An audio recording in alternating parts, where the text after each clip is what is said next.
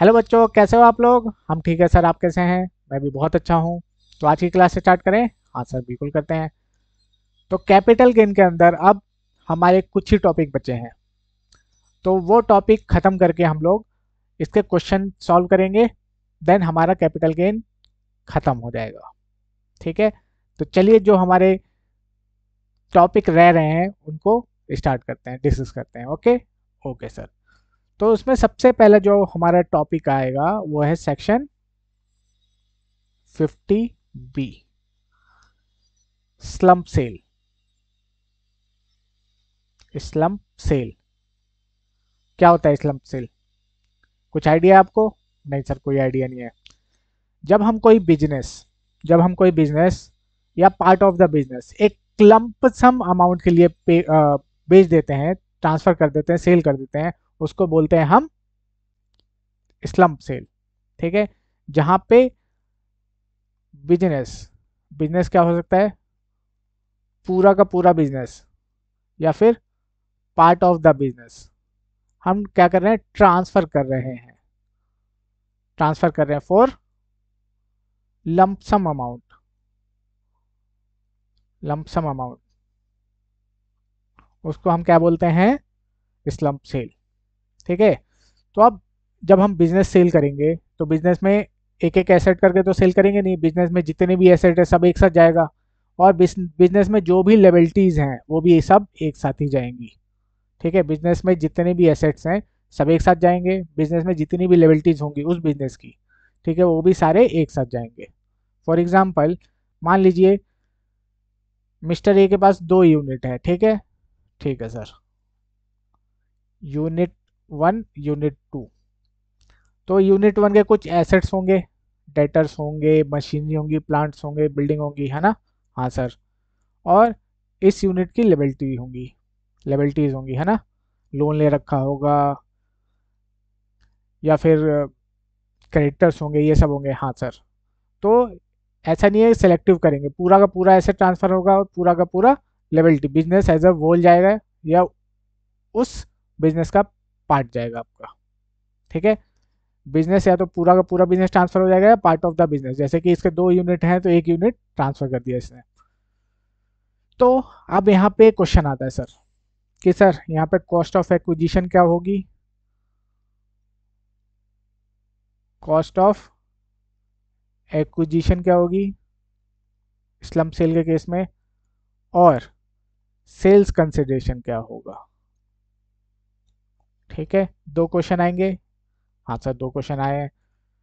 उसके बाद एक और क्वेश्चन आएगा कि सर लॉन्ग टर्म कैसे निकालेंगे, शॉर्ट टर्म कैसे निकालेंगे। लॉन्ग टर्म है कि शॉर्ट टर्म है वो कैसे निकालेंगे। और आखिरी क्वेश्चन, इंडेक्सेशन का बेनिफिट मिलेगा कि नहीं मिलेगा। तो ये 4 क्वेश्चन आएंगे इसमें जो माइंड में आते हैं कि कॉस्ट ऑफ एक्विजिशन कैसे निकालेंगे सर इसके केस में, फिर सेल कंसिडरेशन कैसे निकालेंगे, और शॉर्ट टर्म है लॉन्ग टर्म है उसके लिए क्या हम कितना पीरियड देखेंगे, 12 महीने, 24 महीने या फिर 36 महीने। उसके बाद इंडेक्सेशन मिलेगा या नहीं मिलेगा। तो सबसे पहले डिस्कस करते हैं कि शॉर्ट टर्म या लॉन्ग टर्म कब बनेगा। तो हम देखेंगे जो अंडरटेकिंग है, जो यूनिट ट्रांसफर हो रही है, उसके लिए हम देखेंगे 36 महीने, 36 मंथ। अगर 36 महीनों तक है तो शॉर्ट टर्म, 36 मंथ से ज़्यादा पीरियड ऑफ होल्डिंग है तो क्या बन जाएगी? Long term capital asset. As a long term capital asset transfer कर रहे हैं उसको। ओके। ओके सर, ये सॉल्व हो गया। हाँ सर। इंडेक्सेशन इस केस में नहीं मिलेगी। स्लम्प सेल के केस में इंडेक्सेशन का बेनिफिट नहीं मिलेगा। ओके। Okay sir. अभी कॉस्ट ऑफ एक्विजिशन देखते हैं क्या है और सेल कंसिडरेशन क्या होता है। 2 चीजें क्लियर है, इंडेक्सेशन नहीं मिलेगा और 36 महीने देखेंगे हम लोग लॉन्ग टर्म शॉर्ट टर्म के लिए। ठीक है। चलिए अब एक बार रीड करते हैं, देन उसके बाद समझते हैं। Okay. Okay sir.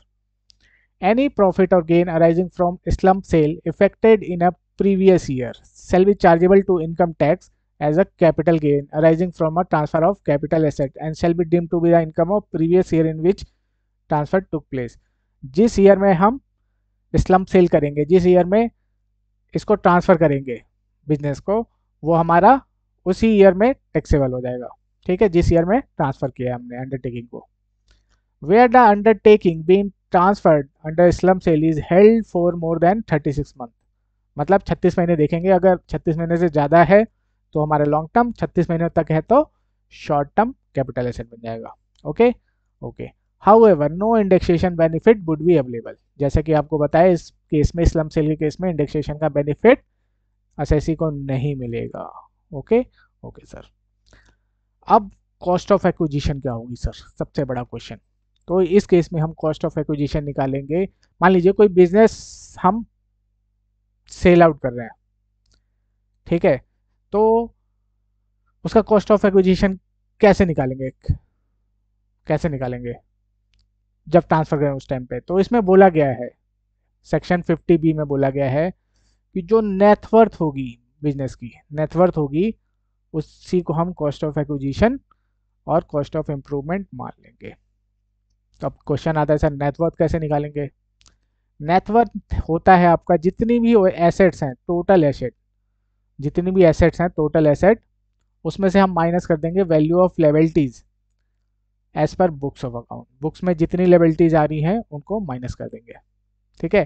Total asset में से क्या माइनस करेंगे, liability as per books of account. Balance sheet में जितनी लेबिलिटीज आ रही है उनको माइनस कर देंगे, ठीक है, ठीक है सर। अब टोटल एसेट में भी दे रखा है, टोटल एसेट को कैसे करेंगे सर। टोटल एसेट के लिए बोला गया है aggregate value of total asset will be aggregate of following. अगर डेप्रीशिएबल एसेट है जिस पे डेप्रीशिएशन लग रहा है, ठीक है, जिस पे डेप्रीशिएशन क्लेम कर रहे हैं हम, जो ब्लॉक ऑफ एसेट में है, उस केस में उसकी जो WDV होगी आफ्टर प्रोवाइडिंग डेप्रीशिएशन, वो हमारा क्या बन जाएगा, क्या बन जाएगा, वैल्यू ऑफ एसेट लेंगे उस केस में। अगर सेल्फ जनरेटेड गुडविल है, सेल्फ जनरेटेड गुडविल है तो उसकी वैल्यू क्या लेंगे, हम निल लेंगे, ठीक है, for the purpose of 50B। अगर कोई ऐसा कैपिटल एक्सपेंडिचर है जिसकी डिडक्शन हमें ऑलरेडी 35AD में मिल चुकी है, 35AD में मिल चुकी है, तो एक ही क्लेम का डिडक्शन हम दो बार नहीं ले सकते, तो उस केस में उसकी वैल्यू क्या लेंगे, निल लेंगे, ठीक है, निल लेंगे। फिर बाकी जो अदर एसेट बच गए जैसे डेटर्स हो गए, ठीक है, कोई एडवांस हो गया, कोई डिपॉजिट हो गया, उस केस में जो बुक वैल्यू आ रही होगी एज पर बैलेंस शीट वो ले लेंगे हम लोग, ठीक है, ठीक है सर। उसके बाद अगर कोई रिवोल्यूशन हुआ है, रिवैल्यूएशन हुआ है एसेट का, उसको इग्नोर कर देंगे, उसको इग्नोर कर देंगे। रिवैल्यूएशन क्या होता है सर, मान लीजिए मैंने कोई एसेट खरीदी, लैंड, ठीक है, लैंड खरीदी, उसकी कॉस्ट थी हमारी, एक सेकंड, कोई लैंड खरीदी थी, उसकी कॉस्ट थी हमारी 10 लाख रुपए, ये हमने 2010 में खरीदी थी मान लीजिए, ठीक है। अब आज के टाइम पे इसकी मार्केट वैल्यू है मान लीजिए 1 करोड़, 1 करोड़ है मार्केट वैल्यू। तो मैनेजमेंट ने डिसाइड किया कि जब हमारी लैंड की वैल्यू अप्रिशिएट हो गई है, हमें भी इसको अपनी बुक्स में अप्रिशिएट करके दिखाना चाहिए, तो इन्होंने क्या कर दिया, इसको रिवैल्यू कर दी, लैंड को रिवैल्यू कर दिया, लैंड को डेबिट कर दिया टू रिवैल्यूएशन रिजर्व क्रिएट कर दिया, कितने से, 90 लाख से। आज इसका इम्पैक्ट क्या हुआ, जो लैंड हमारी 10 लाख की आ रही थी बैलेंस शीट में, अब वो कितने की आएगी, 1 करोड़ की आएगी, ठीक है। बैलेंस शीट में 1 करोड़ की लैंड आ जाएगी और लेबिलिटी साइड क्या आ जाएगा आपका, रिवैल्यूएशन रिजर्व आ जाएगा, रिवैल्यूएशन रिजर्व आ जाएगा 90 लाख का, ठीक है। तो इसका इम्पैक्ट क्या हुआ सर, ये तो 1 ही लाख लिखा है आपने, 1 करोड़ कर लीजिए, ठीक है, हाँ सर अब ठीक है। तो अब लैंड कितनी दिख रही है, 1 करोड़, 1 करोड़ की। तो इनकम टैक्स बोलता है हम रिवोल्यूशन वगैरह को कुछ नहीं मानते, हम नहीं मानते रिवोल्यूशन क्या है, रिवोल्यूशन हम मानते ही नहीं, आपकी जितनी कॉस्ट है हम उसको लेके चलेंगे। तो ये जो 90 लाख का रिवोल्यूशन है, अगर मान लीजिए बैलेंस शीट में 1 करोड़ की लैंड दिख रही है और रिवोल्यूशन रिजर्व दिख रहा है 90 लाख का, तो हम क्या करेंगे, नेट करके जित कॉस्ट निकालेंगे कि एक्चुअल कॉस्ट कितना है, तो एक्चुअल कॉस्ट 10 लाख निकल जाएगी, तो हम 10 लाख ही लेंगे, 10 लाख ही लेके चलेंगे। ठीक है, जो रिवैल्यू हुआ उसका इम्पैक्ट हम नहीं लेंगे। उसका इम्पैक्ट अगर ले रखा है तो उसको एक्सक्लूड करके लेंगे हम उस एसेट को। ओके ओके सर, चलिए ये तो हो गया हमारा cost part. Cost of acquisition क्या हुआ, नेटवर्थ निकालेंगे। नेटवर्थ में कैसे लेंगे हम लोग, अगर डेप्रिशिएबल एसेट है तो डब्ल्यूडीवी लेंगे, सेल्फ जनरेटेड गुडविल है तो निल लेंगे। अगर सेक्शन 35 एडी के अंदर उसकी ऑलरेडी डिडक्शन मिल चुकी है तो उस केस में उसकी वैल्यू निल लेंगे, और अदर एसेट्स के केस में जो book value as per balance sheet आ रही होगी वो लेके चलेंगे, जैसे डेटर हो गए, कैश हो गए, ये सब। ठीक है सर। और कोई एसेट अगर रीवैल्यू हुआ है तो उसका इम्पैक्ट हम नहीं लेंगे, उसका इम्पैक्ट कंसिडर नहीं करेंगे हम लोग। ओके ओके सर, तो कॉस्ट ऑफ एक्विजिशन निकाल लेंगे। हाँ सर, अब आते हैं सेल पार्ट पे। सेल कंसिडरेशन क्या होगा, तो सेल कंसिडरेशन के लिए इसके लिए बोला गया है, सेल कंसिडरेशन के लिए इसके लिए बोला गया है कि जो भी हम जिस दिन हम ट्रांसफर कर रहे हैं, मान लीजिए एसेट यहाँ पे ट्रांसफर कर रहे हैं हम लोग, ठीक है, तो ट्रांसफर वाले दिन देखेंगे कैपिटल एसेट की एफएमवी ऑफ टोटल एसेट्स।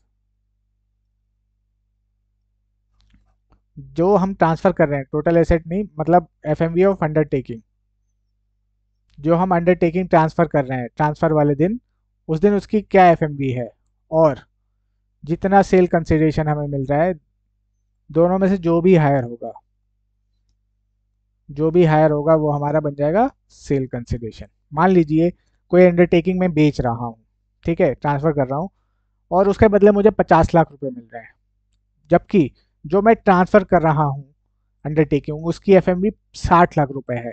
तो दोनों में से जो भी हायर होगा, 50 लाख मुझे मिल रहे हैं और एफएमवी है और as on date of transfer 60 lakh, तो जो भी दोनों में से हायर होगा, हायर कौन सा है सर, 60 लाख, तो 60 लाख मेरा क्या बन जाएगा, सेल कंसिडरेशन बन जाएगा। ठीक है सर। तो fair market value is deemed to be the full value of consideration. Accordingly, the CBDT has prescribed that for purpose of section 50B, the fair market value of capital would be higher of पहला है FMV1 being fair market value of capital assets transfer by way of slump sale determined on the date of slump sale। जिस दिन हमने transfer किया उस दिन जो हम अंडरटेकिंग ट्रांसफर कर रहे हैं उसकी FMV क्या है, और FMV2 being the fair market value of consideration, fair market value of consideration, मुझे सेल कंसिडरेशन कितना मिल रहा है वो लेके चलेंगे। अगर मनी मिल रही है तो कोई दिक्कत ही नहीं है, लेकिन मनी के बदले कोई और नॉन कंसिडरेशन मतलब इन नॉन कैश मिल रहा है, इन काइंड मिल रहा है, तो हम उसकी इक्विवेलेंट एफएमवी को कन्वर्ट करके निकाल लेंगे। ठीक है सर। मॉन्ट्री और नॉन मॉन्ट्री रिसीव्ड और accruing as a result of transfer by way of slump sale, दोनों में जो भी हायर होगा हमारा वो हमारा बन जाएगा sale consideration. Okay okay sir, चलिए अब इसके ऊपर एक क्वेश्चन करते हैं तो थोड़ा और क्लियर हो जाएगा हमें। हाँ सर, क्वेश्चन करते हैं sir.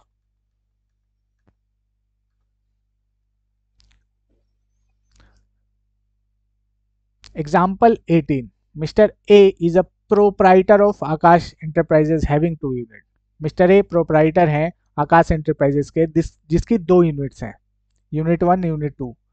He transferred on 1 April 23 his unit 1 by way of slum sale for total consideration of 25 lakh.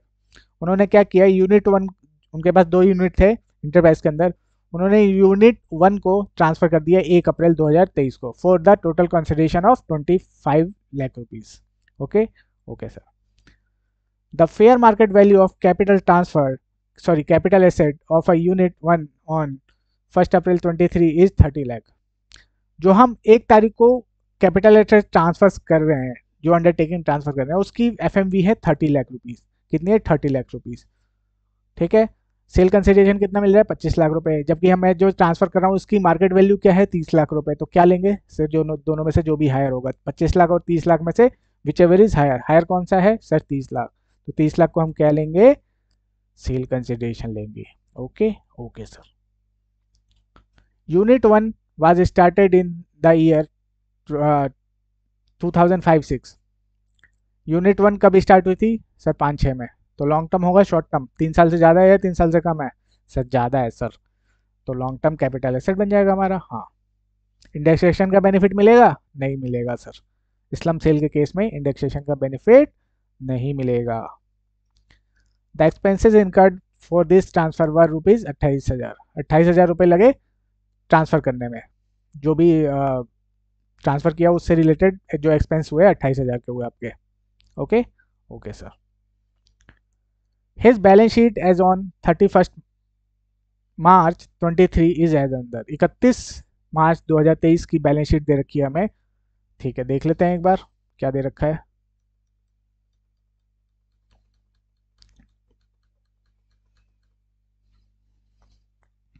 Capital दे रखी है 15 लाख की, ठीक है। Revolution reserve for building of unit 1, ठीक है, 3 लाख का रिवोल्यूशन रिजर्व है बिल्डिंग के ऊपर।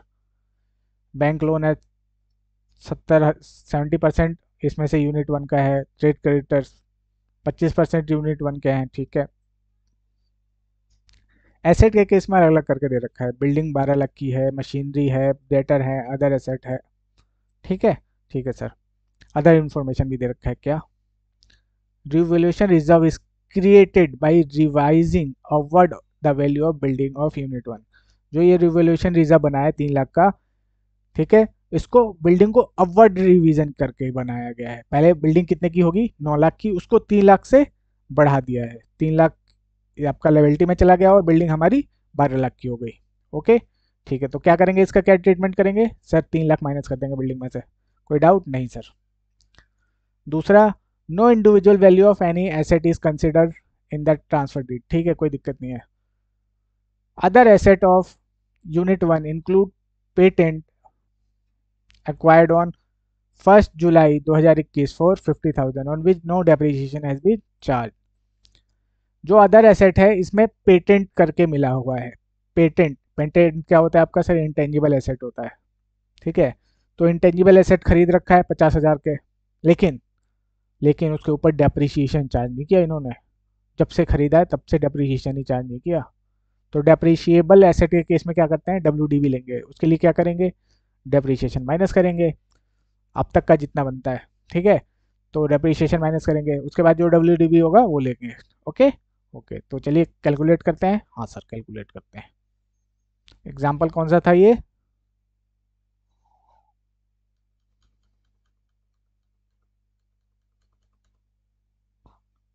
सर 18। तो चलिए 18 करते हैं सॉल्व। हाँ sir, solution.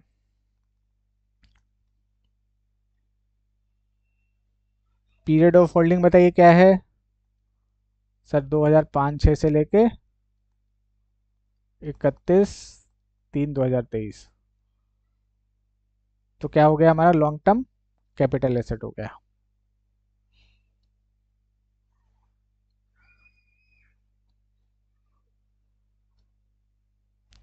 Particulars amount, sale consideration,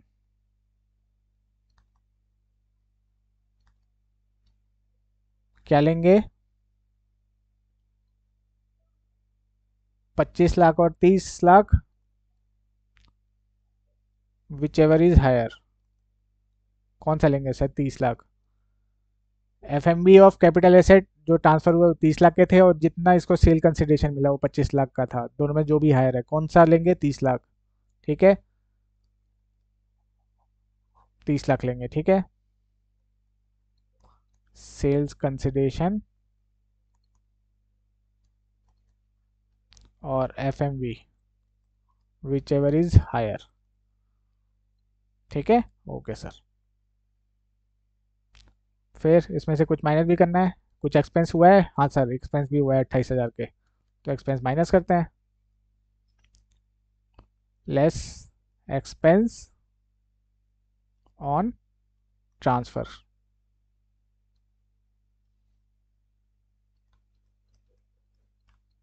कितने हुए हैं सर? 28,000, ठीक है। हाँ सर, क्या निकल गया है हमारा? नेट सेल्स कंसिडरेशन कितना आया? 30 लाख में से माइनस कीजिए 28 हज़ार। सर 29 लाख 72 हज़ार। ठीक है।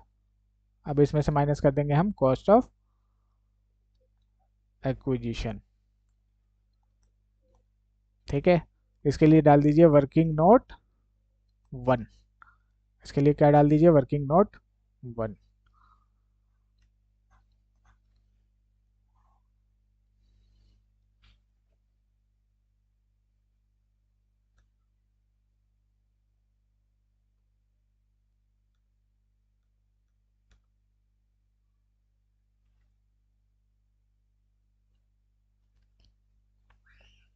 Working note 1।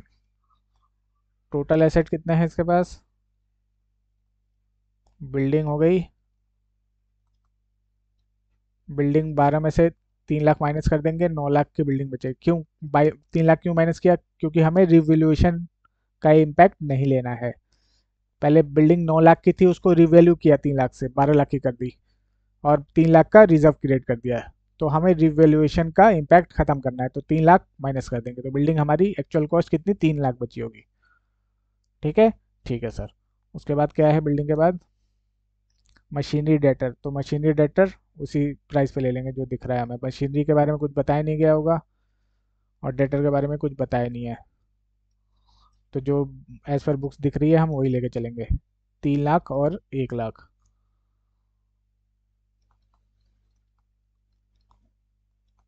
ठीक है। ठीक है सर। अब आ गई पेटेंट की बारी।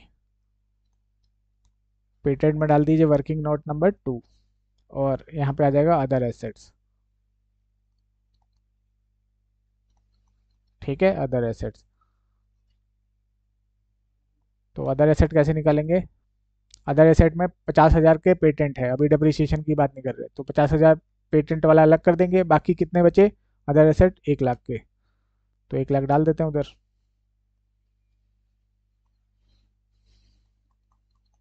1.5 लाख था, उसमें से 50 हज़ार का आपका पेटेंट है, तो पेटेंट माइनस कर देंगे तो बाकी के अदर एसेट निकल के आ जाएंगे। अब पेटेंट के ऊपर हमें क्या करना है? डेप्रिसिएशन निकालनी है। 1 जुलाई 2021 को परचेज किया है। 1 जुलाई 2021 को परचेज किया है। कॉस्ट कितनी है? सर 50 हज़ार। पेटेंट के ऊपर डेप्रिसिएशन कितना लगता है? सर 25% इंटेंजिबल के ऊपर। तो मोर देन है वन, क्या करेंगे? मोर देन 180 डेज है कि लेस देन है? सर मोर देन है, तो कितना निकालेंगे? सर पूरा निकालेंगे 25% सर। ये आपका 12,500 रुपये। ये आ गई आपकी ओपनिंग बैलेंस। ठीक है, ओपनिंग बैलेंस आ गई एज ऑन 1 अप्रैल 2022। कितनी आई?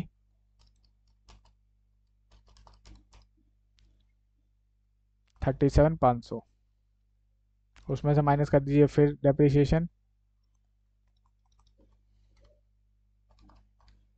यह है आपका 9,375 रुपये।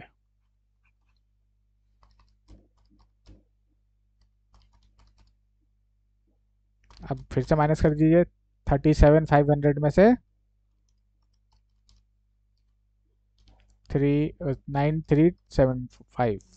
यह है आपका 28,100 WDV एज ऑन 31/3/23। ठीक है। ठीक है सर। तो ये डाल देंगे इसकी वैल्यू यहाँ पे। हाँ सर। तो टोटल एसेट कितने हो गए?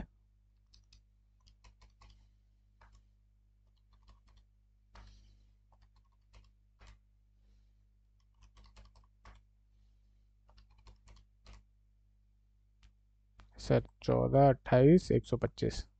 ठीक है, इसमें से हम माइनस कर देंगे लेबिलिटी एज पर बुक्स। कितनी है liabilities as per books? Sir bank loan है और ट्रेड क्रेडिटर्स हैं। बैंक लोन 70% 2 लाख में से यूनिट 1 का है, तो 2 लाख का कितना हो गया? 1,40,000। और ये कितना हो गया? इसमें कितना पोर्शन है, 1,40,000, 70% यूनिट वन का। और 1.5 लाख में 25%, 37,500। ठीक है, ठीक है सर।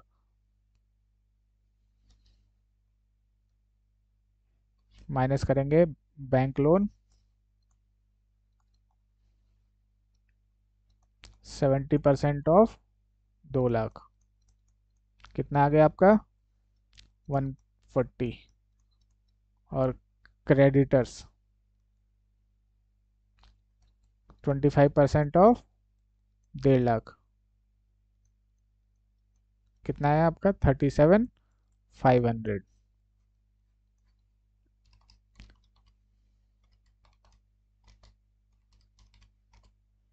ये हमारा माइनस करने के बाद आता है 1250625। ठीक है, ये क्या निकल गया है हमारा नेटवर्थ। ये क्या निकल के आया 12,50,625 रुपये क्या निकल के आया, ये हमारा निकल के आया नेटवर्थ। नेटवर्थ मतलब कॉस्ट ऑफ एक्विजिशन हमारा। तो बस इसकी वैल्यू यहाँ रख देते हैं 12,50,625।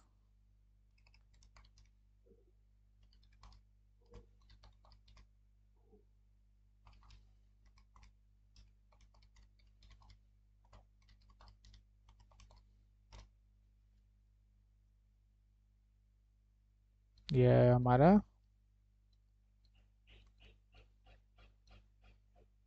Long term capital gain. Okay, okay sir, चलिए देखते हैं।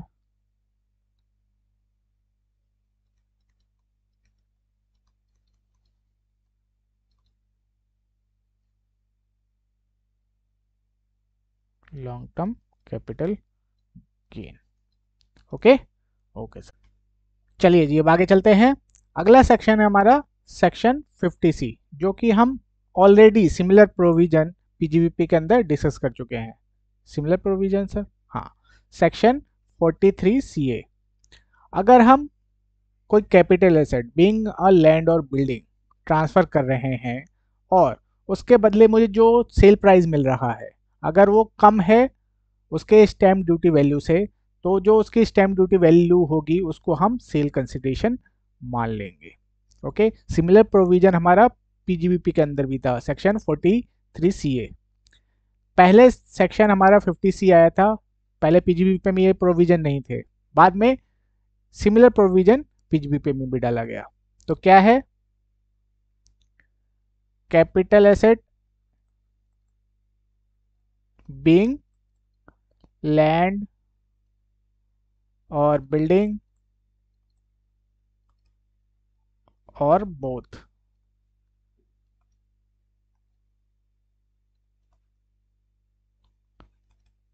जिसका हम ट्रांसफर कर रहे हैं और उसका जो सेल कंसिडरेशन है, सेल कंसिडरेशन है वो उसके स्टैम्प ड्यूटी वैल्यू से, स्टैम्प ड्यूटी वैल्यू से कम है। तो उस केस में जो स्टैम्प ड्यूटी वैल्यू होगी उस प्रॉपर्टी की, वही हमारी सेल कंसिडरेशन बन जाएगी। ठीक है, ठीक है सर। मान लीजिए कोई एसेट, कोई प्रॉपर्टी मैं ट्रांसफर कर रहा हूं जिसकी स्टैम्प ड्यूटी वैल्यू है 1 करोड़, और मैं उसको ट्रांसफर कर रहा हूं से 80 लाख की। कितनी, 80 लाख की।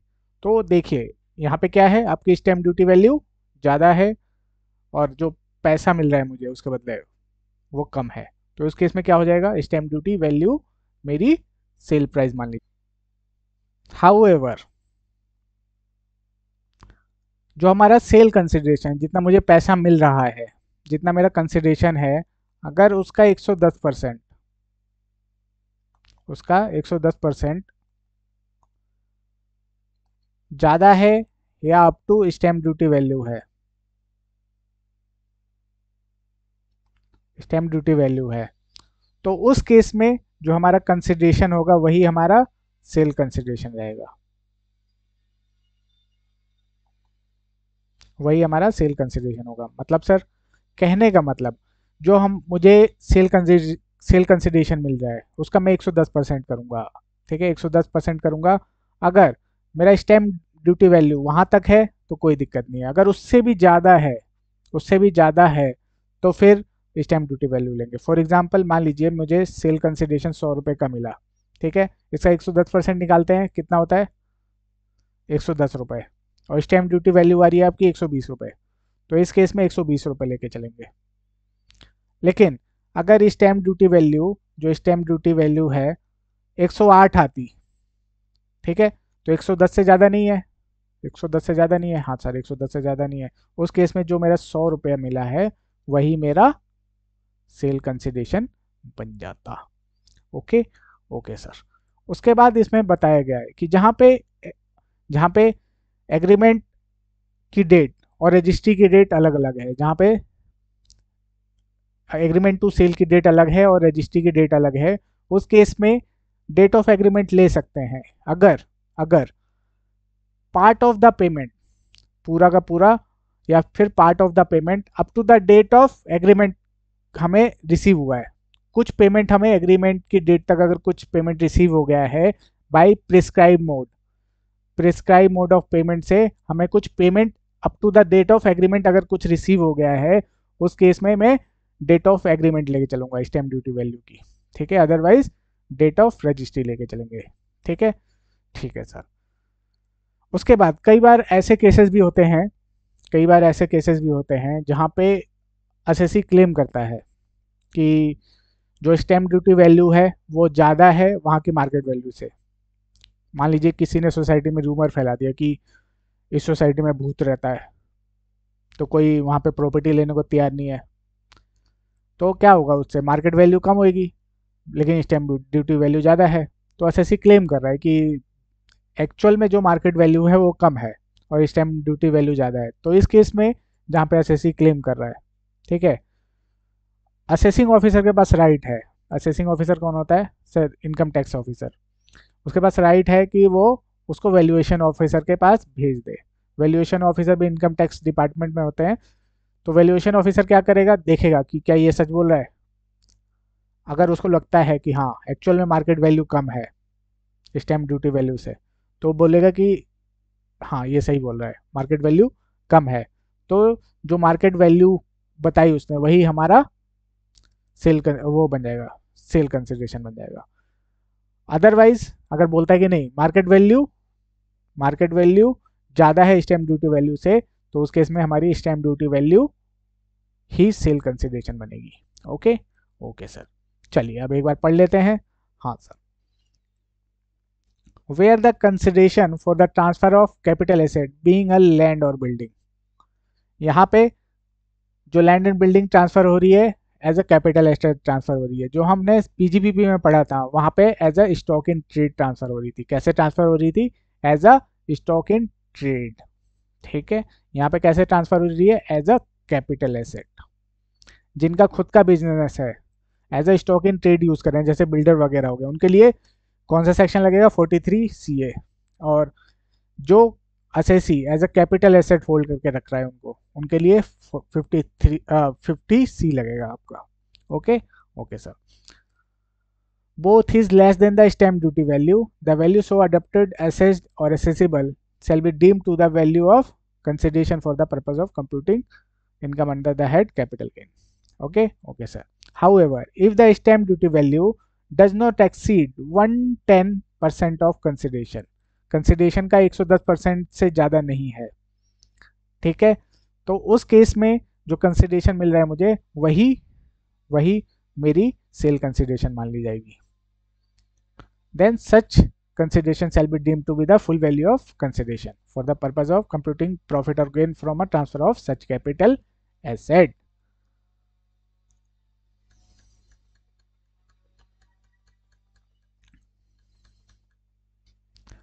Further, where the date of agreement fixing the value of consideration and the for the transfer of asset and the date of registration of a transfer of asset are not same, the stamp duty value will be taken as on date of agreement for a transfer provided at least part of consideration has been received by prescribed mode of payment on or before the date of agreement. कहने का मतलब, मान लीजिए ये agreement की date है और ये रजिस्ट्री की डेट है। ठीक है, तो कहने का मतलब अगर इस दिन तक अगर मुझे कुछ पेमेंट रिसीव हो जाती है, कुछ पेमेंट रिसीव हो जाती है by prescribed mode of payment से। प्रिस्क्राइब मोड कौन से होते हैं? अकाउंट पे ही चेक, अकाउंट पे ही बैंक ड्राफ्ट और electronic mode of payment. For example UPI, NFT, RTGS, ये सब क्या है? नेट बैंकिंग, सब आपका डेबिट कार्ड, क्रेडिट कार्ड, ये सब क्या है? प्रिस्क्राइब मोड ऑफ पेमेंट में आते हैं। तो अगर इनके थ्रू पेमेंट हुआ है, कुछ भी पार्ट ऑफ द पेमेंट, कुछ भी पार्ट ही क्यों ना मुझे मिला, लेकिन एग्रीमेंट की डेट तक मिल गया है, इससे पहले मिल गया तो और अच्छी बात है, लेकिन एग्रीमेंट की डेट तक अगर मिल गया है, उस केस में मुझे डेट ऑफ एग्रीमेंट का जो एचडीवी होगा, स्टैम्प ड्यूटी वैल्यू, उसको कंपेयर करना है। ठीक है, बाकी ऑल अदर केसेस में मुझे जो रजिस्ट्री वाले दिन की स्टैम्प ड्यूटी वैल्यू होगी उसको कंपेयर करना है कंसिडरेशन के साथ। Okay, okay sir. फिर आता है the assessing officer may refer valuation of asset to a valuation officer in the following cases.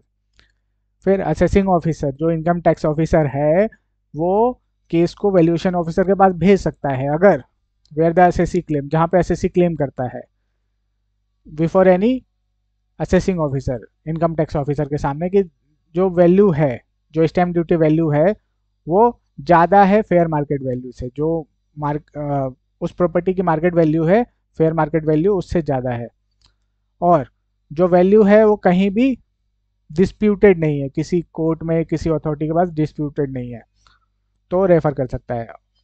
अब रेफर कर दिया, उसके बाद वैल्यूएशन ऑफिसर बोलता है कि आपकी एफएमवी ज़्यादा है स्टैम्प ड्यूटी वैल्यू से, एफएमवी ज़्यादा है स्टैम्प ड्यूटी वैल्यू से, तो उस केस में स्टैम्प ड्यूटी वैल्यू लेंगे। और बोलता है कि जो एफएमवी है आपकी वो कम है स्टैम्प ड्यूटी वैल्यू से, तो उस केस में जो वो एफएमवी बताएगा, जो वैल्यूएशन करके देगा, वो लेंगे। Okay, okay sir. चलिए अब आगे चलते हैं।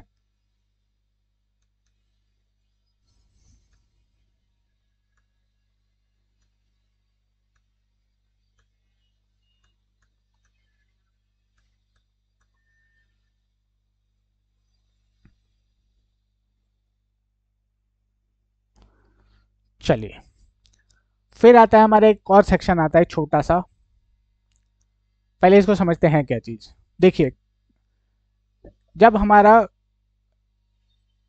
जैसे लैंड एंड बिल्डिंग है, इसकी नेगोशिएशन होती है। हाँ सर, नेगोशिएशन होती है, एग्रीमेंट बनता है कि आपको इस दिन तक आपको इतना पेमेंट देना है, इतना एडवांस देना है, और इस दिन तक सारा पेमेंट दे देना है। हाँ सर। कई बार क्या होता है, जो सामने वाली पार्टी होती है वो एडवांस तो दे देती है, लेकिन बाकी का पेमेंट नहीं कर पाती, बोल देती है मेरे पास पैसे नहीं है, किसी भी रीजन से पेमेंट नहीं कर पाती है। तो उस केस में क्या होता है, जो दूसरी वाली पार्टी है उसका अमाउंट जो इसने एडवांस दे रखा है उसको फोर फीचर कर लेती है, मतलब अपने पास रख लेती है कि अब हम नहीं देंगे इसको। तो उसका क्या ट्रीटमेंट करेंगे? फॉर एग्जाम्पल, मिस्टर ए है, मिस्टर बी है, ठीक है। हाँ सर। मिस्टर ए ने लैंड बेचने के लिए इसके साथ एग्रीमेंट किया, मिस्टर बी के साथ, कि लैंड सेल करना है। ठीक है, मिस्टर बी ने कुछ एडवांस दिया कि ये लो आप अब एडवांस रखो, 50,000 मान लीजिए एडवांस दे दिया। उसके बाद कुछ भी रीजन से ये मना कर देता है कि नहीं, मैं नहीं ले पाऊंगा, मना कर देता है कि आई कैन नॉट बाई, नहीं ले सकता। तो मिस्टर ए क्या करता है, ये जो एडवांस दिया इसने उसको फोर फीचर कर लेता है। फोर फीचर मतलब अब अब ये पैसा इसका हो गया, ये इसको पैसा नहीं देगा। फोर फीचर मतलब जब्त कर लिया, अपने पास जब्त कर लिया कि अब मैं नहीं दूंगा पैसे। तो 50,000 इसने जब्त कर लिए। तो बोला गया है जो 50,000 एडवांस मिला है इसका ट्रीटमेंट क्या होगा, इस 50,000 का ट्रीटमेंट क्या होगा। तो पहले क्या होता था कि इसको जो कॉस्ट ऑफ एक्विजिशन होती थी एसेट की, उससे माइनस कर देते थे। बट 2014 में इसका एक और प्रोविजन आया कि ये क्या बन जाएगी, इनकम बन जाएगी इसकी। तो उस केस में कॉस्ट ऑफ एक्विजिशन में माइनस नहीं करेंगे। ठीक है, तो हमें देखना है अगर 1 अप्रैल 2014 से पहले का है तो उस केस में कॉस्ट ऑफ एक्विजिशन से माइनस करेंगे, और 1 अप्रैल 2014 के बाद है, फॉर फ्यूचर हुआ है, तो उस केस में इसकी इनकम फ्रॉम अदर सोर्सेज बन जाएगी और कॉस्ट ऑफ एक्विजिशन से कुछ भी माइनस नहीं होगा। तो चलिए एक बार देखते हैं।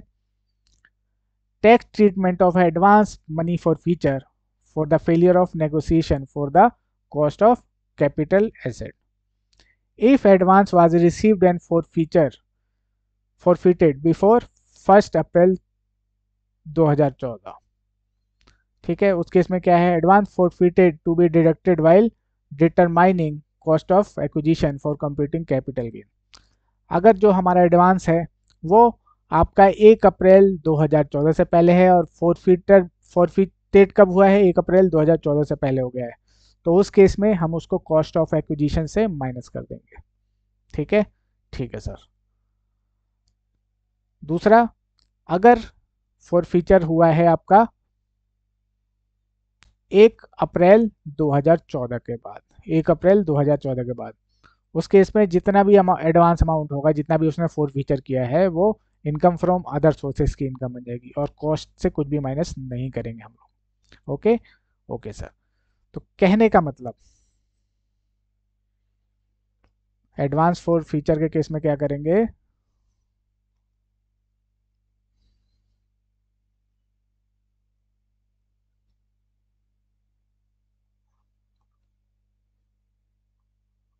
इफ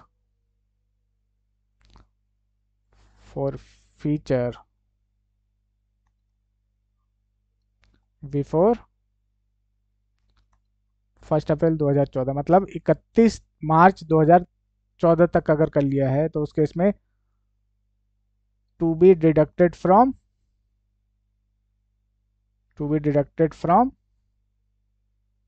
कॉस्ट से माइनस कर देंगे, और ऑन और आफ्टर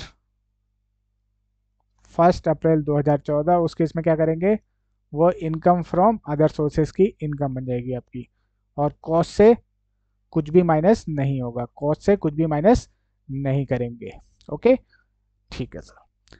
अब यहाँ पे एक और चीज़ थी जो हम कॉस्ट से रिड्यूस करेंगे, वो सिर्फ अगर जिसका एसेट है उसने अगर फॉर फीचर किया है तो ही माइनस करेंगे। अगर मान लीजिए प्रीवियस ओनर ने एसेट, जिसका अगर इस एसएससी से पहले किसी और के पास था, प्रीवियस ओनर ने अगर कुछ अमाउंट फॉर फीचर किया था तो वो रिड्यूस नहीं होगा। Okay, okay sir. For example, mister A ने कोई गिफ्ट किया मिस्टर बी को, ठीक है, कैपिटल एसेट, ठीक है सर, और इस कैपिटल एसेट पे इसने कुछ अमाउंट एडवांस फॉर फीच किया रखा था, इसने कुछ फॉर फीचर किया रखा था, ठीक है। तो जो इसकी कॉस्ट होगी मिस्टर बी के हैंड में, उसमें से इसको माइनस नहीं करेंगे, हम वही माइनस करेंगे जो कि असेसी ने, इसने मिस्टर बी ने अगर कुछ अमाउंट फॉर फीट किया होगा तो, ठीक है। प्रीवियस ओनर का फॉर फीचर हम कंसिडर नहीं करेंगे। Okay, note, if advance has been received और retained by the previous owner, not the assessee himself, then the same will not be reduces from the cost of acquisition of assessee। तो अगर assessee ने खुद for feature किया है तभी minus करेंगे, अगर प्रीवियस ओनर ने कुछ फॉरफिट कर रखा होगा तो उसका हम कुछ भी ट्रीटमेंट नहीं करेंगे in the hand of assessee। Okay, okay sir. चलिए चलिए,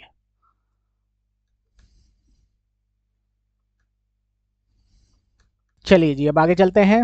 अब हमारा कैपिटल गेन के अंदर एग्जाम्पशन बची हुई हैं, उनको और डिस्कस करना है, देन हम इसके प्रैक्टिकल क्वेश्चन करेंगे। Okay, okay sir. चलिए, तो कैपिटल गेन में जो सबसे पहले एग्जाम्पशन, दो टाइप की एग्जाम्पशन है, एक सेक्शन 10 के अंदर आती है और एक सेक्शन 54 से 54F तक आती है, ठीक है। तो एक एक करके डिस्कस करते हैं क्या है। तो जो हमारा सेक्शन 1037 बोला गया है, इसमें बोला गया है मान लीजिए इस दिन गवर्नमेंट क्या कर लेती है,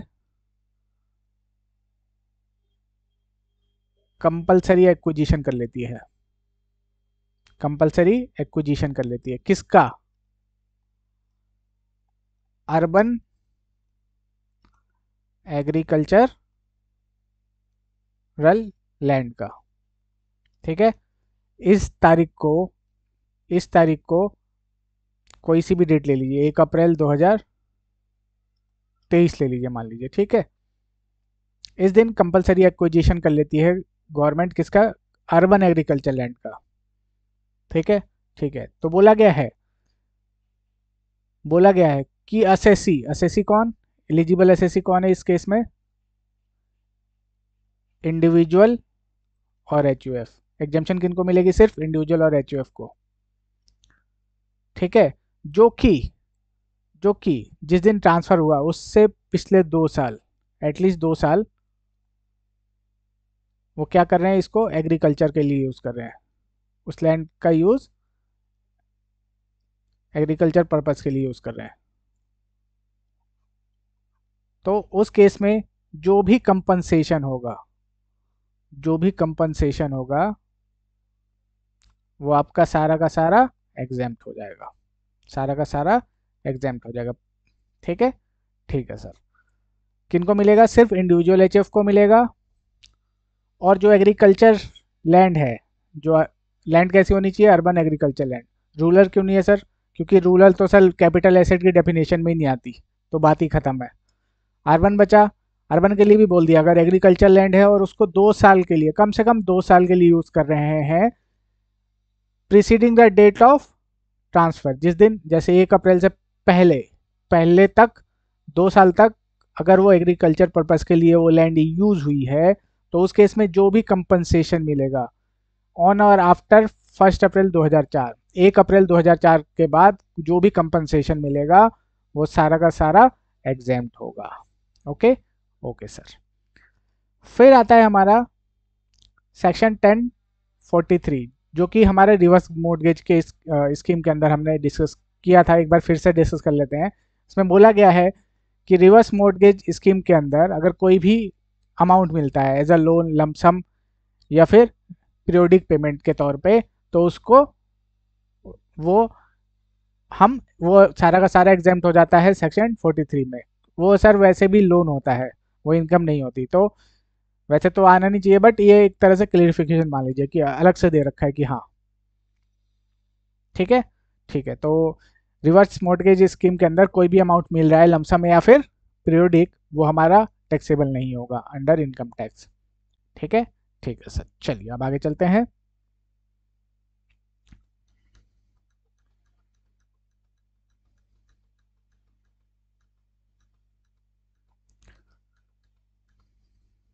फिर आता है हमारा एग्जेम्पशन सेक्शन 54 से 54F तक, 54 से 54F तक।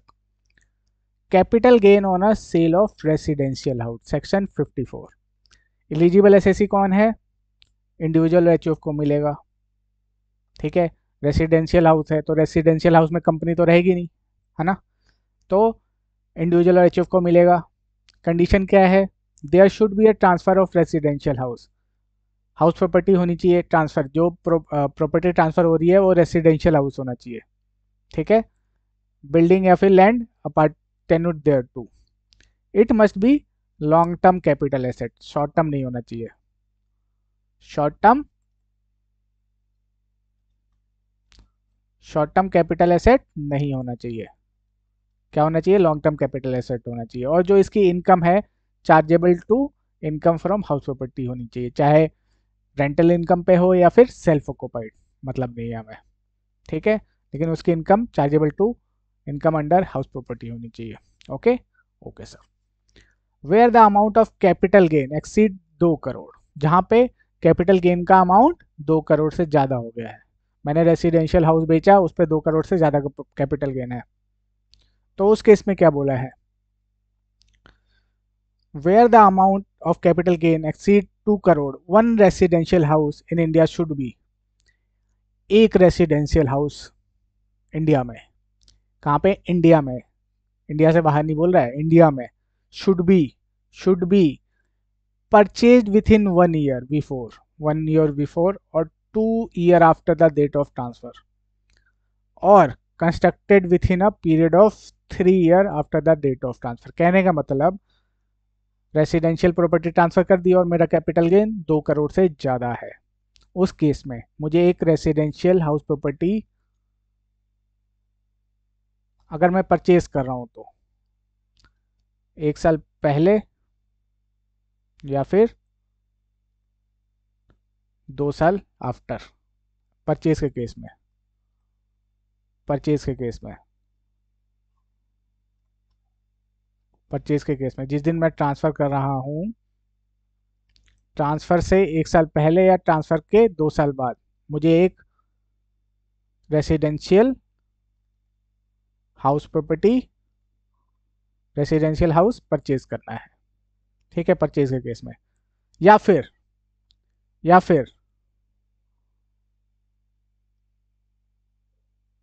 विथ इन 3 years, जिस दिन ट्रांसफ़र हुआ उसके 3 साल के अंदर, विथ इन 3 years मुझे हाउस प्रॉपर्टी कंस्ट्रक्ट कराना है। ठीक है, हाउस प्रॉपर्टी कंस्ट्रक्ट कराना है। तो कहने का मतलब है कि अगर मैंने कोई हाउस प्रॉपर्टी सेल करी है और उस पर जो कैपिटल गेन है 2 करोड़ से ज़्यादा है, तो मुझे जिस दिन मैंने रेसिडेंशियल हाउस प्रॉपर्टी ट्रांसफ़र करी उससे 1 साल पहले एक हाउस प्रॉपर्टी खरीदनी है, या फिर 2 साल के अंदर खरीदनी है जिस दिन ट्रांसफ़र हुआ, या फिर अगर मैं परचेज नहीं करके कंस्ट्रक्ट करवा रहा हूँ तो जिस दिन ट्रांसफ़र किया उसके 3 साल के अंदर कंस्ट्रक्शन पूरा कर लेना है। ठीक है, एक हाउस प्रॉपर्टी का। Okay, okay sir,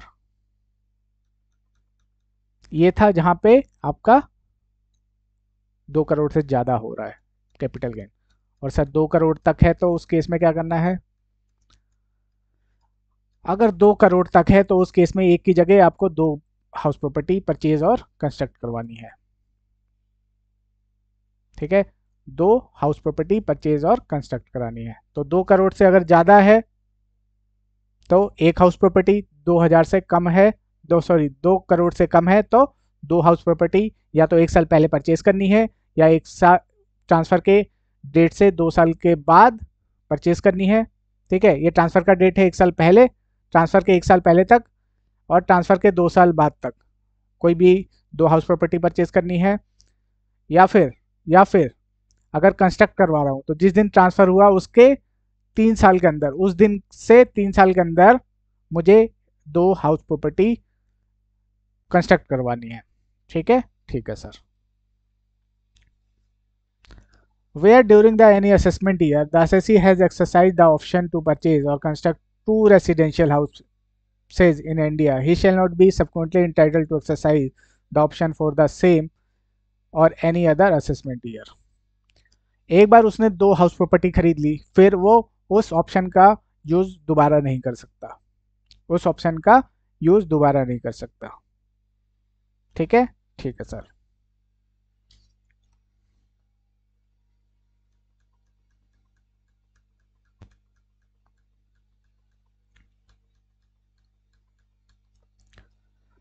If such investment is not made before the date of filing of income, अगर डेट ऑफ फाइलिंग तक अगर मैं पैसा जो कैपिटल गेन का है कहीं इन्वेस्ट नहीं कर पाया, तो उसके लिए बोला गया है कि एक अकाउंट आता है आपका कैपिटल गेन अकाउंट स्कीम, उसके अंदर आप डिपॉजिट कर दो अगर रिटर्न फाइलिंग की डेट तक आपने कुछ नहीं किया है तो।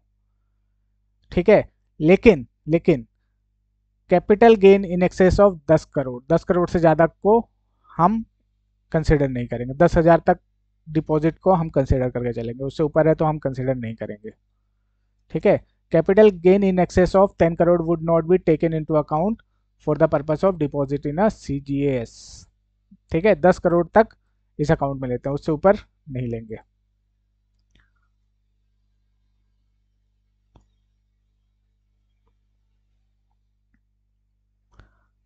Amount utilized by the assessee for the purchase or constructed a new asset and amount so deposit shall be deemed to be the cost of new asset। जो अमाउंट यूज़ कर रहे हैं हम नई हाउस प्रॉपर्टी परचेज करने के लिए या कंस्ट्रक्ट करवाने के लिए, या फिर अगर नहीं करा पाए, कहीं भी इन्वेस्ट नहीं कर पाए, हम परचेज भी नहीं कर पाए, कंस्ट्रक्ट भी नहीं करवा पा रहे, तो कैपिटल गेन में जो डिपॉजिट करा है उसको हम, जो नई रेसिडेंशियल प्रॉपर्टी बनेगी हमारी, उसका कॉस्ट ऑफ एक्विजिशन मान लेंगे, लेकिन वो भी आपकी 10 करोड़ से ज़्यादा नहीं होगी। Okay okay sir. Quantum of exemption, quantum of exemption कितनी एग्जम्पशन मिलेगी? तो बोला गया है कि जो कैपिटल गेन है, सॉरी,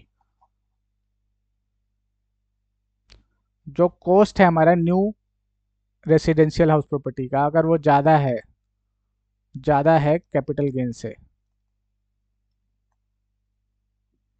तो जितना भी कैपिटल गेन होगा सारा का सारा एग्जाम्प्ट हो जाएगा। For example, new house property जो परचेज करी है मैंने, वो मान लीजिए 1.5 करोड़ की करी है, ठीक है, और जो कैपिटल गेन है वो आपका 1 करोड़ का है, तो उस केस में जितना भी 1 करोड़ है सारा का सारा एग्जाम्प्ट हो जाएगा आपका। ठीक है, ठीक है। अब उल्टा केस ले लेते हैं। हाउस प्रॉपर्टी 1 करोड़ की है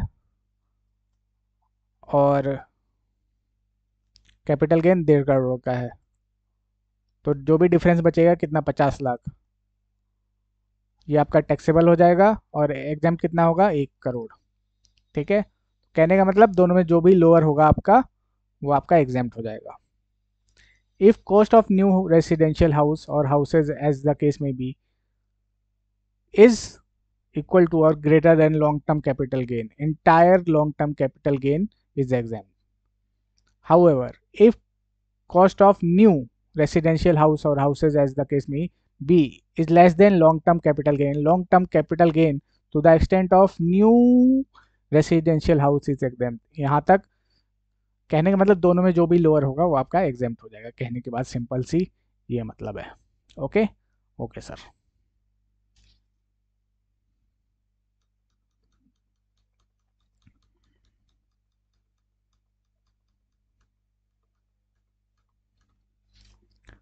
However, if the cost of new residential houses exceeds 10 crore, the house amount exceeding rupees 10 crore would not be taken into account for exemption. It means the maximum exemption that can be claimed by SSC under section 54 is 10 crore. ये क्या चीज़ है sir? इसमें बोला गया है कि जो cost है आपकी रेसिडेंशियल हाउस की, मैक्सिमम 10 करोड़ ही मान के चलेंगे। अगर इससे ज़्यादा की खरीदी है तो हम 10 करोड़ से ज़्यादा नहीं देंगे। मान लीजिए किसी ने 14 करोड़ की खरीद ली, तो 10, उसको लिमिट कर देंगे हम 10 करोड़ पे, इससे ज़्यादा नहीं देंगे। 10 करोड़ से ज़्यादा हम एग्जेम्पशन नहीं देंगे, कहने का सिंपल सा मतलब है। 9 करोड़ है तो 9 करोड़ दे देंगे, लेकिन 10 करोड़ से ज़्यादा नहीं देंगे। अगर कोई हाउस प्रॉपर्टी 15 करोड़ की, 20 करोड़ की, 11 करोड़ की खरीद लेता है, तो उसको हम लिमिट कर देंगे 10 करोड़ पे। एग्जेम्पशन के लिए कितनी मान के चलेंगे, 10 करोड़। 10 से ऊपर नहीं देंगे एग्जेम्पशन हम। Okay okay sir. फिर जो नया एसेट खरीदा है वो 3 साल से पहले ट्रांसफ़र भी नहीं करना है। जो न्यू रेसिडेंशियल हाउस प्रॉपर्टी होगी उसको 3 साल से पहले ट्रांसफ़र भी नहीं करना है। अगर करेंगे तो जितना कैपिटल गेन पहले एग्जेम्प्ट हुआ होगा वो हमारा न्यू कॉस्ट, जो न्यू रेसिडेंशियल हाउस है उसके कॉस्ट ऑफ एक्विजिशन से माइनस हो जाएगा आपका। If the new asset is transferred before 3 years from the date of acquisition or construction, then the cost of asset will be reduced by the capital gain exempted earlier for the computing capital gain। ये कैसे है sir? मान लीजिए पहले capital gain आपका exempt था 1 करोड़ रुपए, ठीक है, ठीक है सर, और कॉस्ट थी आपकी न्यू उसकी न्यू रेसिडेंशियल हाउस की जिसमें इन्वेस्ट किया हमने से 5 करोड़, ठीक है। अब हमने इस हाउस को 3 साल से पहले बेच दिया से 10 करोड़ में, 10 करोड़ में सेल कर दिया, तो कॉस्ट क्या बनेगी हमारी सर, 5 करोड़, ठीक है। तो 5 में से जो पहले एग्जाम्प्ट हो रखा होगा कैपिटल गेन इसमें इन्वेस्ट करने की वजह से, उसको हम माइनस कर देंगे यहाँ पे, तो कॉस्ट क्या हो जाएगी, 4 करोड़ हो जाएगी। ये हो गया हमारा 6 करोड़ कैपिटल गेन निकल का जाएगा। ठीक है, इंडेक्सेशन अगर लॉन्ग टर्म है तो इंडेक्सेशन का बेनिफिट मिल जाएगा। ओके ओके सर, चलिए उसके बाद आता है capital gain on a transfer of agriculture land, section 54B। ये क्या है चीज़ है सर? अगर हम कोई एग्रीकल्चर लैंड ट्रांसफ़र कर रहे हैं तो उसका जो कैपिटल गेन है वो एग्जाम्प्ट हो जाएगा, प्रोवाइडेड जो इसमें कंडीशन दे रखी है। क्या है? एलिजिबल एसएससी कौन है? Individual HUF. पहले वाले में कौन था? Individual HUF. ठीक है, कंडीशन क्या है? There should be a transfer of urban agriculture land. Rural क्यों नहीं है सर? वो तो कैपिटल एसेट ही नहीं होता, तो बात ही खत्म हो जाती है। Such land must be used for agriculture purpose by the assessee being an individual or his parents or HUF in the 2 year immediately preceding the date of transfer। जैसे हमारा कंपलसरी एक्विजिशन वाला जो था सेक्शन 1037 वाले के अंदर कि urban agriculture land को कंपलसरी एक्वायर कर लिया था गवर्नमेंट ने, सेम कुछ वैसी प्रोविजन लग रहे हैं? हाँ सर, हाँ सर, 2 साल एग्रीकल्चर पर्पज़ के लिए यूज़ होना चाहिए। जिस दिन ट्रांसफ़र है उससे पहले 2 साल खुद से या उसके पेरेंट्स उस लैंड को एग्रीकल्चर पर्पज़ के लिए यूज़ कर रहे होंगे।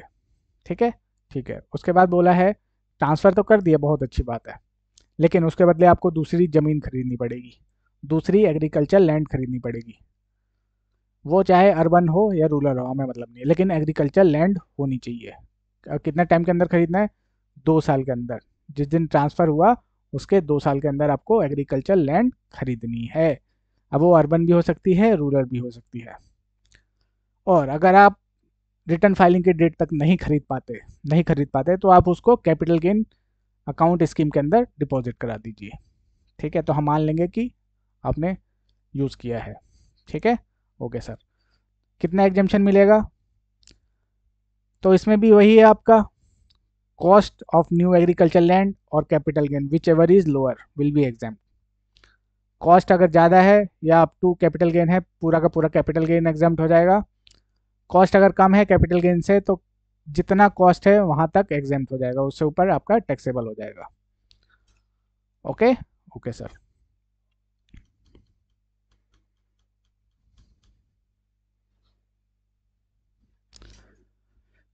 Consequences of transfer of new agriculture land before 3 year. अगर 3 साल से पहले अगर ट्रांसफर करते हैं तो if the new agriculture land is transferred before 3 years from the date of acquisition, then the cost of land will be reduced by capital gain exempt earlier for computing capital gain of new agriculture land। जैसे कि इस वाले में house property, जो नई house property थी उसके cost से कम हो गया, सेम इसके केस में क्या होगा? जो न्यू हमने परचेज करी थी, जिसको 3 साल से पहले ट्रांसफर कर दिया, उसके कॉस्ट ऑफ एक्विजिशन से माइनस कर देंगे, जितना कि कैपिटल गेन एग्जेम्प्ट हुआ था पहले। ठीक है, उसको लेस कर देंगे। However, if the new agriculture land is rural agriculture land, तो उस केस में कोई ट्रीटमेंट नहीं होगा, कोई दिक्कत नहीं है, आप कर सकते हो। रूरल एग्रीकल्चर लैंड आपका कैपिटल एसेट होता नहीं है तो उस पर कुछ निकल के आएगा नहीं। तो यहाँ पे आप एक टैक्स प्लानिंग कर सकते हो। क्या सर? क्या टैक्स प्लानिंग कर सकते हैं? देखिए,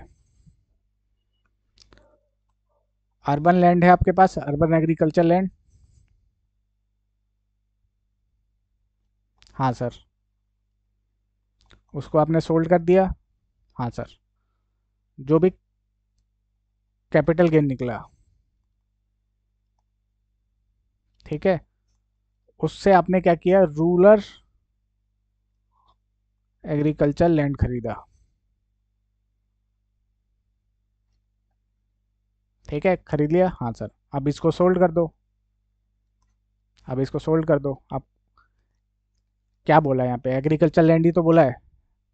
सोल्ड किया, कैपिटल गेन है, रूरल खरीद लिया, फिर रूरल को सोल्ड कर दिया, सारा का सारा पैसा आपका, सारा का सारा कैपिटल गेन बच गया, सारा का सारा कैपिटल गेन बच गया आपका। ठीक है, तो यहाँ पे आप टैक्स प्लानिंग कर सकते हो। ओके ओके सर, चलिए अब आगे चलते हैं।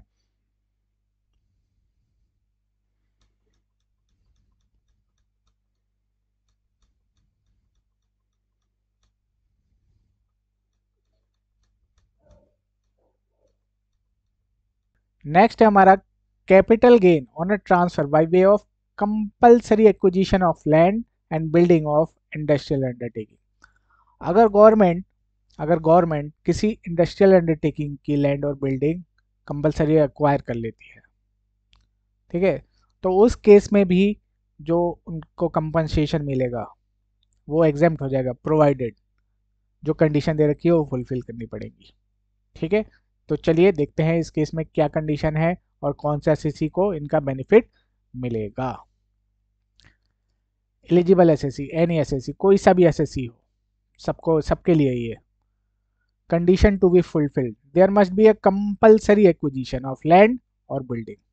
कंपल्सरी एक्विजिशन किसका होना चाहिए? लैंड और बिल्डिंग का, ऑफ इंडस्ट्रियल अंडरटेकिंग, किसी इंडस्ट्रियल अंडरटेकिंग जैसे फैक्ट्री वगैरह हो गया, ठीक है, वो होना चाहिए। द लैंड और building should has been used by assessee for the purpose of business in the 2 year immediately preceding the date of transfer. और जो इंडस्ट्रियल अंडरटेकिंग है वो कम से कम 2 साल यूज किया होना चाहिए, एटलीस्ट 2 साल यूज किया होना चाहिए एसएससी द्वारा for the purpose of business. Ownership की बात नहीं कर रहे हैं यहाँ पे, यूज होना चाहिए, ओनरशिप की बात नहीं कर रहे हैं यहाँ पे, क्या बोल रहा है? यूज होना चाहिए। Okay okay. और एसएससी 3 साल के अंदर, जिस दिन ट्रांसफर कंपलसरी एक्वायर किया गवर्नमेंट ने, उसके 3 साल के अंदर कहीं और लैंड या बिल्डिंग या फिर बिल्डिंग कंस्ट्रक्ट करवा रहे लैंड के ऊपर, ठीक है सर, या फिर जो पैसा है वो कैपिटल गेन अकाउंट में डाल देता है up to the date of return filing, तो मान लेंगे वो कॉस्ट ऑफ न्यू एसेट। इस केस में कितनी एग्जेम्पशन मिलेगी? सर जो कॉस्ट होगी न्यू एसेट की, लैंड और बिल्डिंग की जो परचेज करी है वो, या फिर कैपिटल गेन, जो भी लोअर होगा वो एग्जेम्प्ट हो जाएगा, जो भी लोअर होगा हमारा वो एग्जेम्प्ट हो जाएगा। Okay okay sir. Note the exemption in respect of capital gain for a transfer of capital gain would be available even in respect of short term capital asset. अगर शॉर्ट टर्म कैपिटल एसेट है तो भी इसकी exemption मिल जाएगी, being a land और building और any right in any land or building, provided such capital asset is used by SSE for an industrial undertaking belonging to him, even he was not a owner for the said period of 2 years। Ownership important नहीं है, हो सकता है उसका use उसने 2 साल या उससे ज्यादा किया हो, लेकिन परचेज लास्ट ईयर ही किया हो, तो 2 साल क्या देखना है हमें? यूज किया होना चाहिए, ओनरशिप रिलेवेंट नहीं है। ठीक है सर। उसके बाद आता है इसमें जो न्यू लैंड और बिल्डिंग ली है, ठीक है, वो 3 साल से पहले हमें ट्रांसफर नहीं करना है। अगर कर दिया तो जो उसका कॉस्ट होगा न्यू लैंड और बिल्डिंग का, उससे जितना कैपिटल गेन पहले एग्जेम्प्ट हुआ होगा वो रिड्यूस कर देंगे। Okay okay sir. चलिए फिर आता है हमारा capital gain not chargeable on a investment in a certain bond. इस सेक्शन में कुछ बॉन्ड बता रखे हैं गवर्नमेंट ने कि अगर आप इस टाइम तक जो कैपिटल गेन है उसमें इन्वेस्ट कर दोगे तो हम आपको एग्जेम्पशन दे देंगे, इसकी 54EC की एग्जेम्पशन दे देंगे।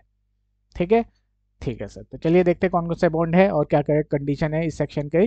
चलिए, एलिजिबल एसएससी, एनी एसएससी, कोई भी एसएससी है सारे एलिजिबल है, चाहे कंपनी हो, एचयूएफ है, इंडिविजुअल है, पार्टनरशिप है, सब एलिजिबल है इसके लिए। There should be a transfer of long term capital asset being a land और बिल्डिंग और both. Long term capital asset transfer होना चाहिए, लैंड और building. Such asset can be a depreciable asset, वो हो सकता है बिजनेस के लिए भी यूज हो रहा तो भी कोई दिक्कत नहीं है। ठीक है। The capital gain arising from a transfer should be invested in a long-term specified asset within 6 months from the date of transfer। और जिस दिन ट्रांसफर किया उसके 6 महीनों के अंदर स्पेसिफाइड एसेट के अंदर इन्वेस्ट कर दिया तो इसकी एग्जेम्पशन मिल जाएगी। और स्पेसिफाइड एसेट क्या है?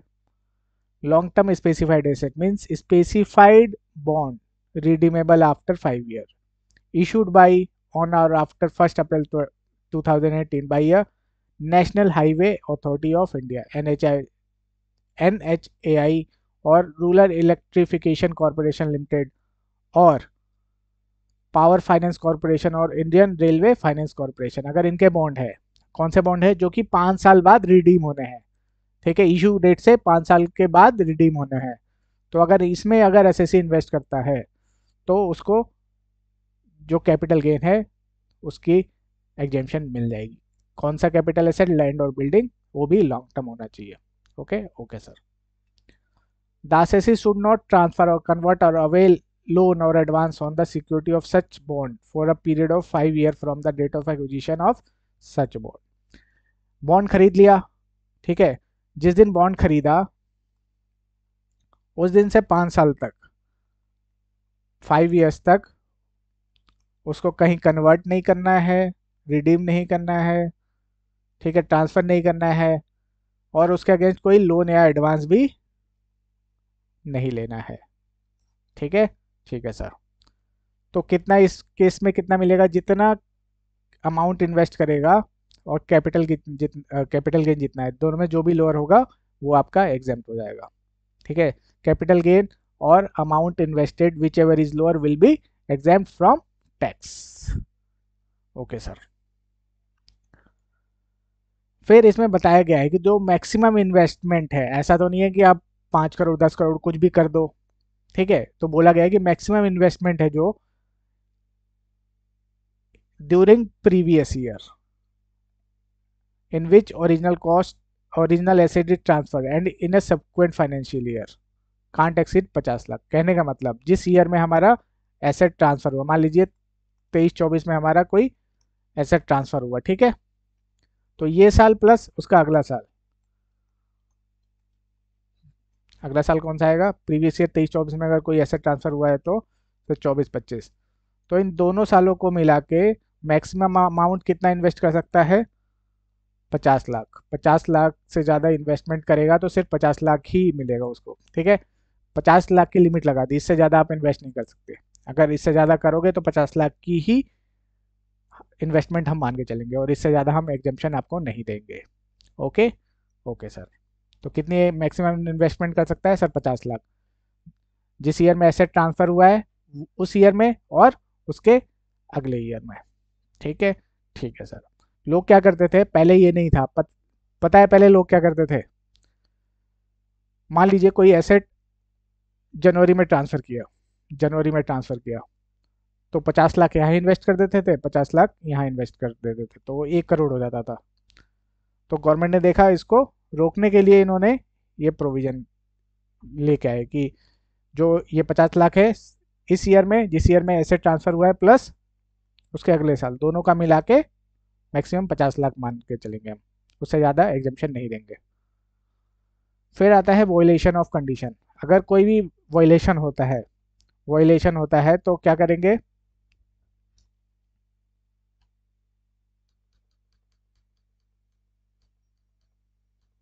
तो जितना भी आपका पहले एग्जाम्प्ट हुआ होगा कैपिटल गेन उसको हम टैक्स कर देंगे as a long term capital gain in the year of violation. जिस ईयर में वॉयलेशन होएगा उस ईयर में जो पहले कैपिटल गेन एग्जाम्प्ट हुआ होगा उसको as a long term capital gain taxable कर देंगे।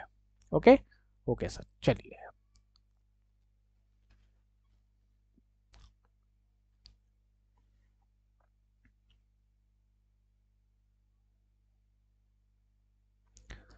फिर आता है हमारा सेक्शन 54F। ये क्या है sir, capital gain in case of investment in a residential house. ये क्या है, एलिजिबल एसएससी कौन है इस केस में, इंडिविजुअल और HUF. Condition to be fulfilled, there must be a transfer of long term capital asset not being a residential house. Residential house नहीं होना चाहिए, लॉन्ग टर्म कैपिटल एसेट तो ट्रांसफर हो रहा है ठीक है, लेकिन वो हाउस प्रॉपर्टी नहीं होना चाहिए। क्या नहीं होना चाहिए, हाउस प्रॉपर्टी नहीं होना चाहिए। अगर लैंड है, प्लॉट ऑफ लैंड है तो उस पर भी मिल जाएगी, लेकिन हाउस प्रॉपर्टी नहीं होनी चाहिए। क्या नहीं होनी चाहिए, हाउस प्रॉपर्टी नहीं होनी चाहिए, हाउस प्रॉपर्टी नहीं होनी चाहिए। The एसेसी should purchase one residential house situated in India within a period of 1 year before और 2 year after from the date of transfer। जिस दिन ट्रांसफर कर रहा है कैपिटल एसेट उसके 1 साल पहले या 2 साल बाद तक कोई भी एक रेसिडेंशियल हाउस परचेज करना है, या फिर जिस दिन ट्रांसफर कर रहा है उसके विद इन 3 ईयर्स एक रेसिडेंशियल हाउस कंस्ट्रक्ट कराना है। ठीक है, ठीक है सर। और अगर नहीं करा पाता तो अमाउंट क्या करना है, up to the date of ये रिटर्न फाइलिंग की डेट से पहले उसको कैपिटल गेन अकाउंट स्कीम में डाल देना है। ठीक है, ठीक है, लेकिन मैक्सिमम कितना है, 10 करोड़, इससे ज़्यादा नहीं डाल सकता हो। Amount utilise by the assessee for the purchase और construction of new asset and the amount so deposit shall be deemed to be the cost of new asset. The deemed cost of new asset would be restricted to 10 crore for the purpose of exemption under section 54F. Maximum exemption 10 crore की दी जाएगी, उससे ज़्यादा नहीं दे पाएंगे हम। चाहे आप जो न्यू एसेट है वो 50 करोड़ का खरीद लो या 100 करोड़ का खरीद लो, 10 करोड़ से ज़्यादा हम नहीं मानेंगे उसकी value. Okay, okay sir.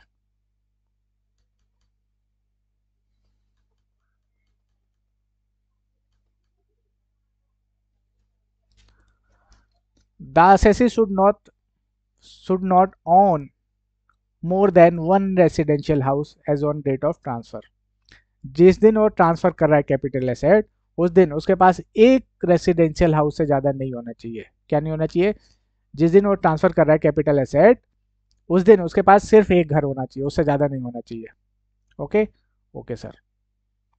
The assessee should not purchase any other residential house within a period of 2 years or construct any residential house within a period of 3 years from the date of transfer of original house.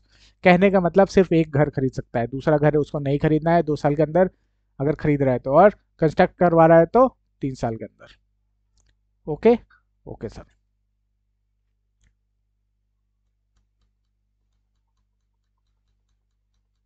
Quantum of exemption, कितनी exemption मिलेगी इस case में, इस वाले case में 54F के अंदर proportionate capital gain निकलेगा हमारा।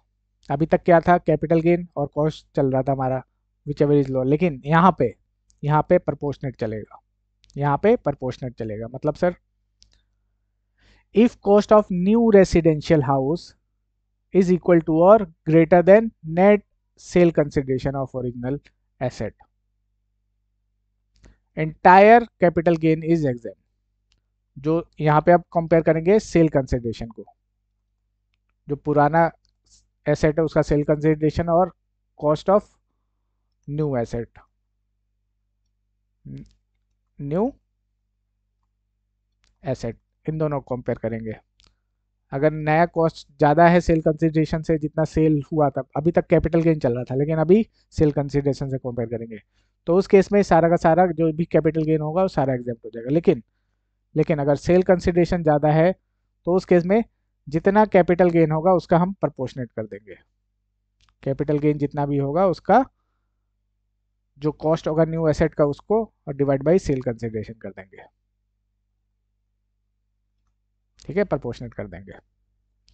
However, if the cost of new residential house amount invested in a new residential house exceed 10 crore, the amount exceeding 10 crore would not taken into account. Maximum कितनी exemption देंगे, cost of new asset कितना मान के चलेंगे, 10 करोड़, इससे ज़्यादा नहीं मानेंगे। ठीक है, इसके ऊपर देखिए एग्जाम्पल दे रखा है, क्या है, नेट कंसिडरेशन ये दे रखा है, लॉन्ग टर्म कैपिटल गेन दे रखा है, cost of new residential house ये दे रखा है, और फोर्थ कॉलम दे रखा है कि 3 कॉस्ट ऑफ न्यू हाउस और 10 crore which ever is lower, दोनों में जो भी लोअर होगा वो यहाँ पे आएगा, तो एग्जाम्प्ट कितना होगा। नेट सेल कंसिडरेशन है हमारा, जो हमने ओरिजिनल हाउस बेचा, वो हाउस नहीं कैपिटल एसेट बेचा, हाउस तो बेच ही नहीं सकते इसके अंदर, तो 15 करोड़ आया। ठीक है, ठीक है sir. Capital gain 7.5। Cost of new residential house 12 crore में खरीदा, हम 10 से ऊपर जा ही नहीं सकते, तो 10 आएगा यहाँ पे 10। ठीक है, 15 पे इतना है तो 10 पे कितना इसको एग्जाम्पशन मिलेगी, तो ये हो जाएगा 7.5 into 10 divide by 15, cost of new asset और ये सेल कंसिडरेशन और ये कैपिटल गेन, 5 करोड़ आपका निकल के आया, ये आपका एग्जेम्प्ट हो जाएगा। तो इस केस में आपका 54F के अंदर प्रपोर्शनेट करके निकालना है। For example 20 crore net sale consideration, capital gain इतना है, कॉस्ट ऑफ न्यू हाउस इतना है, तो इसको रिस्ट्रिक्ट कर देंगे कॉस्ट ऑफ न्यू हाउस को 10 करोड़ पे। तो 12 करोड़ इंटू 10 डिवाइड बाई 15, कितना है आपका? सॉरी 15 नहीं 20, सेल कंसिडरेशन 6 करोड़। ठीक है, ठीक है सर, चलिए।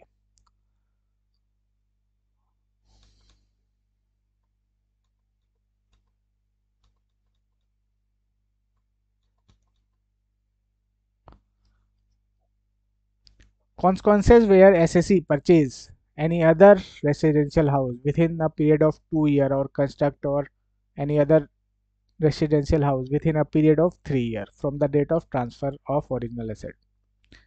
तो बोला गया है कि अगर मान लीजिए दूसरा घर वो खरीद लेता है विथ इन 2 ईयर और कंस्ट्रक्ट करवा लेता है दूसरा घर विथ इन 3 ईयर, एक ही घर कंस्ट्रक्ट करवाना है या एक ही घर परचेज करना है जो टाइम फ्रेम दे रखा है, उसने दूसरा भी कर लिया, उस केस में क्या होगा?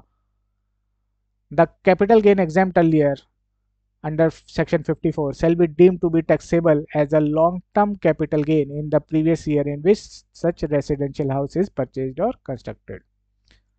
तो जो कैपिटल गेन पहले एग्जाम्प्ट हुआ था वो हमारा लॉन्ग टर्म कैपिटल गेन बन जाएगा उस ईयर में जिस ईयर में दूसरा घर हम परचेज कर रहे हैं या फिर कंस्ट्रक्ट करवाएंगे। Okay, okay sir. ये तो था जब एक घर खरीद लिया दूसरा खरीद रहे हैं। अब दूसरी कंडीशन, जो हमने नया घर खरीदा है उसी को 3 साल से पहले ट्रांसफर कर दे, उस केस में consequences if new house is transferred within a period of 3 year from the date of purchase, capital gain would arise on a transfer of new house and capital gain exempt earlier and would be taxable as a long term capital gain। जो पुराना exempt हुआ होगा वो हमारा capital gain बन जाएगा इस year में जिस ईयर में हम सोल्ड करेंगे। In case a new residential house is sold after 2 years, the capital gain would be long term and taxation would be available। इसका कोई मतलब नहीं है। तो यहाँ तक अगर कोई आपको डाउट है, क्वेरी है, तो आप मुझे व्हाट्सएप कर सकते हैं। आज की क्लास यहीं तक। Okay, okay sir.